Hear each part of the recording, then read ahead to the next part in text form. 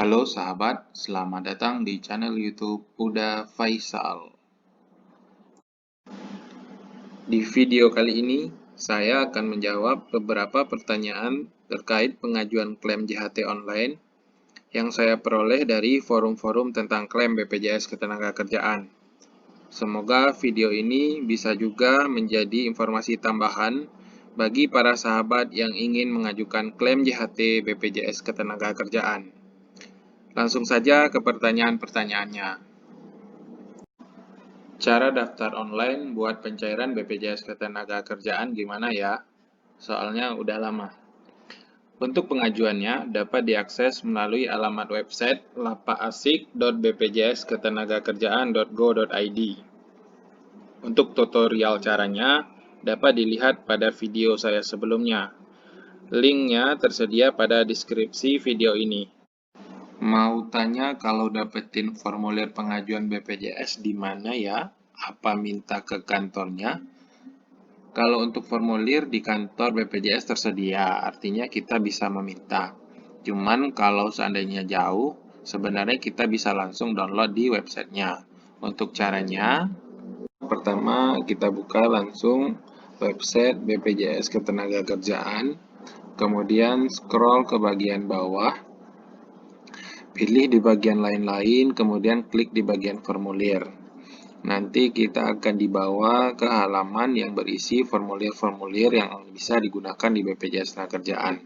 Nah, untuk pengajuan klaim kita ambil formulir 5. Ini digunakan untuk mengajukan klaim program jaminan hari tua, kemudian klik download.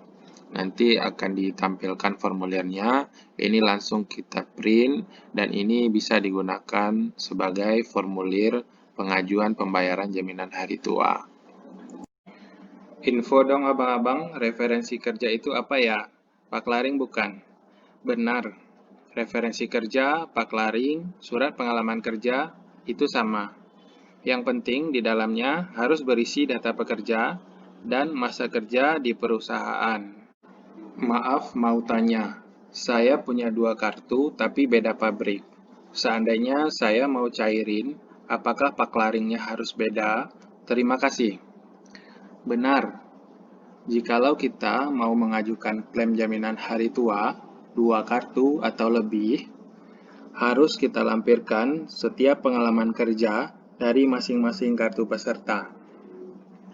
Waktu VC itu emang molor ya dari jam yang ditentukan? Tidak selalu. Kadang bisa lebih cepat, bisa pas, atau bisa lebih lambat. Yang paling penting, harus dipastikan bahwasannya tidak ada notifikasi pengajuan kita ditolak.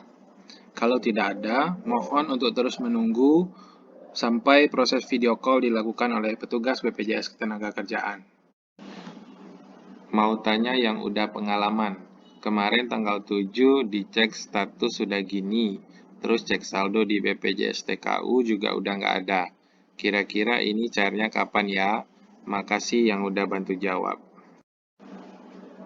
Baik, untuk data yang saya tampilkan ini, saya ambil dari beberapa contoh hasil tracking klaim online.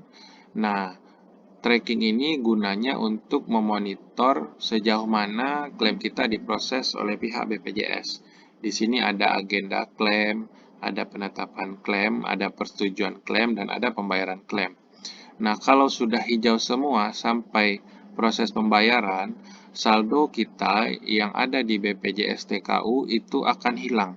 Karena artinya itu sudah diproses oleh pihak BPJS Ketenagakerjaan. Nah, berapa lama saldo ini akan masuk ke rekening? Itu biasanya maksimalnya 5 hari kerja dari tanggal pembayaran yang ada di tracking tadi. Maaf Gan, saya mau tanya, kali saja ada yang sudah berpengalaman untuk klaim. Kemarin saya pengajuan klaim online, terus tadi ada konfirmasi dari pihak BPJS lewat WhatsApp dan minta dikirim file berkas pengajuan klaim, kartu BPJS, paklaring, NPWP, dan KK. Apakah benar seperti itu? Kondisi ini bisa saja terjadi. Ini biasanya dikarenakan dokumen yang kita kirimkan, yang kita upload, itu hasilnya kurang jelas. Sehingga pihak petugas itu meminta kita mengirimkan kembali. Nah, kondisi ini sebenarnya tidak masalah, tidak apa-apa, tidak usah ragu, asal petugas tersebut tidak meminta mengirimkan sejumlah dana karena proses klaim JHT itu tidak ada biaya, alias gratis. Mau tanya, suami saya dulu kerja di PTA. Kartu BPJS udah tidak aktif, mau dicairkan tidak bisa. Katanya aktif di PTB, sedangkan suami saya kerja lagi di PTB, udah dikasih kartu BPJS lagi, padahal baru kerja 1 bulan. Gimana pencerahannya? Berarti suami ibu ini maksudnya mau mencairkan kartu dia di tempat kerja lama yang sudah nonaktif, namun tidak bisa dicairkan. Kenapa demikian? Karena suaminya masih dalam posisi bekerja. Perlu diketahui bahwasannya jaminan hari tua yang kita miliki baru bisa dicairkan jika kita sudah tidak bekerja sama sekali. Hal ini akan dilihat oleh petugas BPJS melalui data yang mereka miliki. Seseorang yang tidak bekerja sama sekali tersebut akan terlihat dari data mereka yang sudah nonaktif, sehingga mereka bisa mencairkan JHT. Akan tetapi, kalau masih ada salah satu data kita yang masih aktif, otomatis kita belum bisa mencairkan JHT yang kita miliki. Mohon info dong, saya mau mencairkan BPJS dari kantor lama. Kenapa harus ada paklaring dari kantor baru ya? Padahal kantor lama dan baru BPJS-nya terpisah. Mohon info kalau kartu hilang bisa cetak dari kartu digital juga nggak ya? Tanpa harus bikin baru, terima kasih. Ada 2 pertanyaan, kita jawab satu-satu terlebih dahulu. Yang pertama, kenapa diminta juga paklaring dari kantor yang terbaru? Dikarenakan sesuai dengan peraturannya, BPJS saat ini mewajibkan pencairan JHT secara sekaligus jika diketahui bahwa peserta memiliki lebih dari 1 nomor kepesertaan yang sudah nonaktif. Jadi apabila kita mengajukan hanya 1, itu akan diminta lagi kartu dan paklaring dari perusahaannya yang lain agar dicairkan secara sekaligus. Yang kedua terkait dengan kartu hilang. Betul, kalau kartu kita hilang itu bisa di-download lagi atau dicetak ulang melalui aplikasi BPJS TKU. Di sini tersedia kartu digital yang bila kita tahu nomornya tinggal kita register, kemudian tinggal kita download. Sob mau tanya, kalau klaim ditolak karena hasil verifikasi data atau dokumen belum layak, untuk bisa mengulang daftar klaim lagi waktunya kapan? Ada ketentuannya tidak? Mohon info Sob, terima kasih.